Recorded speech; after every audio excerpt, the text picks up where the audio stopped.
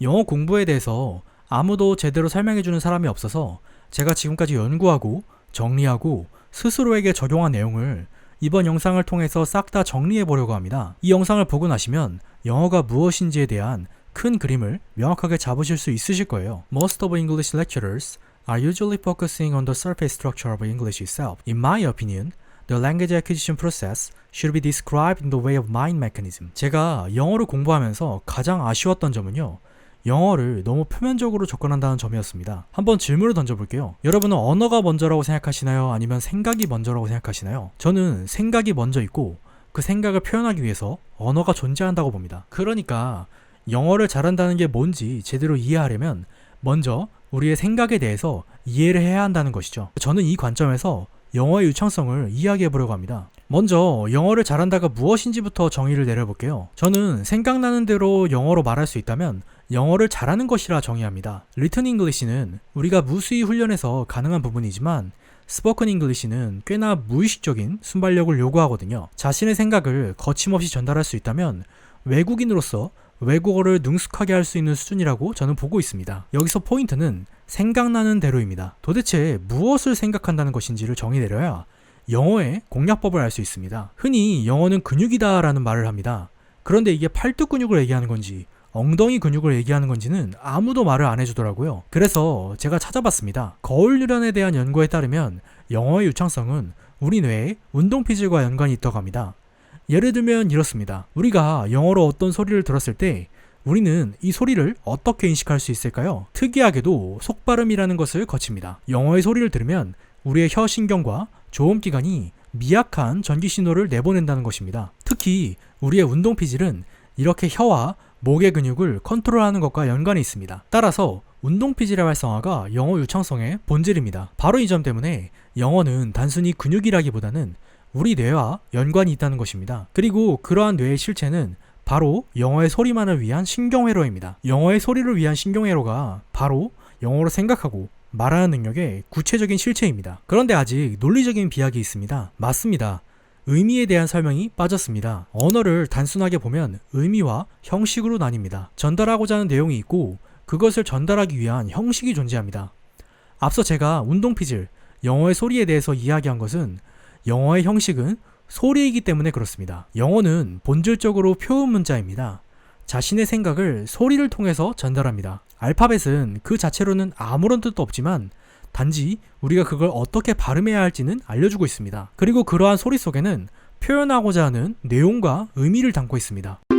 우리의 뇌에서 소리를 관장하는 것은 운동피질이었습니다. 그렇다면 의미를 관장하는 영역은 어디일까요? 단순하게 이야기하면 변연계입니다. 우리 뇌의 변연계는 감정과 느낌을 담당합니다. 그래서 영어로 무언가를 듣고 말한다는 것은 바로 이 변연계와 운동피질이 모두 활성화된 상태를 의미합니다. 이렇게 변연계와 운동피질의 관점에서 보았을 때 우리가 익혀야 할 영어의 지식이 무엇인지가 명확해집니다. 우리는 어떠한 소리가 어떠한 의미를 담고 있는지를 기억하고 있으면 됩니다. 그리고 그러한 기억들은 각각 운동피질과 변연계 속에 저장됩니다. 영어로 말한다는 것은 바로 이 운동피질과 변연계 속 기억을 활용하는 것에 불과한 것이죠. 영어를 들었을 때 우리는 우선 운동피질을 통해서 영어의 소리를 인식합니다. 이걸 속발음이라고 합니다. 그리고 그 소리와 연관된 의미를 변연계 속에서 찾습니다.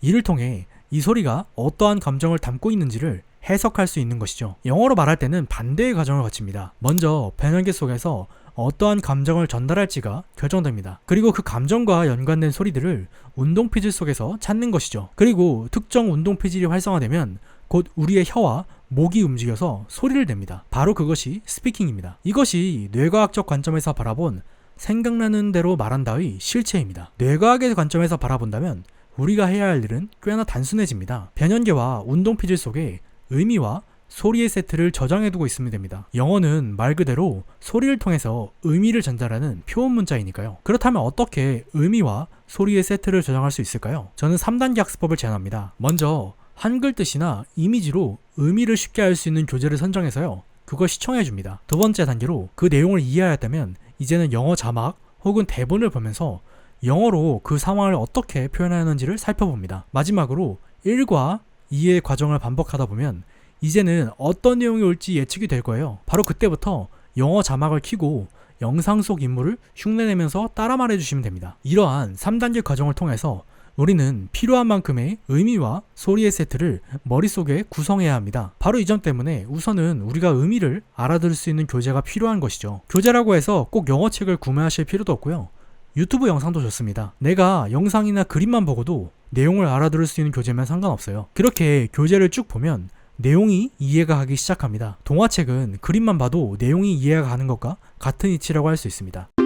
지금까지 우리의 뇌가 영어라는 표현 문자를 어떻게 다루는지, 그리고 그걸 위해서 우리가 어떻게 학습할지를 소개해드렸습니다. 마지막으로 앞서 제가 말씀드린 3단계 학습법이 왜 효과적인지 설명드리겠습니다. 앞서 영어를 잘하기 위해서는 의미와 소리의 세트를 뇌 속에 저장해야 한다고 말씀드렸습니다. 여기서 포인트는 의미와 소리를 한꺼번에 저장하는 것입니다. 의미는 변형기 속에, 소리는 운동피지 속에 저장됩니다. 여기서 문제는 의미와 소리라는 게 사실은 서로 상이한 기억이라는 것이죠.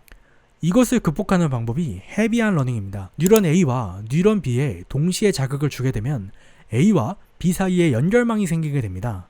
그래서 뉴런 A에만 자극을 주어도 B도 같이 활성화되는 결과를 얻을 수 있습니다. 쉽게 말해서 강아지에게 종소리가 울릴 때마다 먹이를 준다면 나중에는 종소리만 들어도 강아지가 침을 흘리는 것과 같은 원리입니다. 영어를 익히는 과정도 이와 같습니다. 어떤 이미지를 표현하기 위해서 어떠한 소리를 사용하는지에 대해 지속적으로 인풋을 집어넣는 것이 필요합니다. 이 과정을 반복하게 되면 우리 뇌 속에 자연스레 의미와 소리의 세트가 구성되며 이것이 영어 스피킹의 토대가 됩니다. 영어의 스피킹을 문법적으로 접근하게 되면 혀가 멈춰버립니다. 그리고 혀가 멈춘 순간 우리는 더 이상 영어로 생각할 수 없습니다. 영어는 표현 문자이기 때문에 우리의 운동피질 속에서 소리가 재생되어야 하기 때문입니다. 그러나 시중의 그 어떤 연구도 이 운동피질을 다루지 않았습니다. 인간의 무의식을 이해하는 것이 영어 유창성의 본질인데도 말이죠. 저는 계속해서 무의식과 언어의 상관관계에 대해서 이야기하겠습니다. 제 채널을 구독하시고 언어학습의 본질을 재정립하시길 바라겠습니다. 끝으로 많은 분들이 댓글로 질문을 주시고 있습니다. 영어 공부법에 대한 질의응답을 좀 더 효율적으로 진행하기 위해서